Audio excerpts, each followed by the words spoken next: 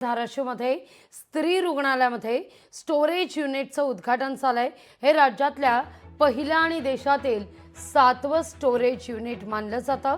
मंत्री प्रताप सरनाईक यांच्या हस्ते लोकार्पण झालेलं आहे। इतर जिल्ह्यातही लॅब उभारण्यासाठी आरोग्य मंत्र्यांशी चर्चा करणार असल्याची ग्वाही प्रताप सरनाईक यांनी दिली आहे। धाराशिवचं हे स्त्री रुग्णालय ब्लड स्टोरेज युनिट आणि जेनेटिक लॅबचा आज उद्घाटन समारंभ आयोजित करण्यात आला होता आणि मला अभिमान वाटतो की मराठवाड्यामध्ये स्त्री रुग्णालयाच्या माध्यमातून हे पहिलं रुग्णालय असं आहे की राज्यामध्ये पहिलं आणि देशातलं 7वं अशी ही लॅब ह्या ठिकाणी आज याचं उद्घाटन करण्यात आलं।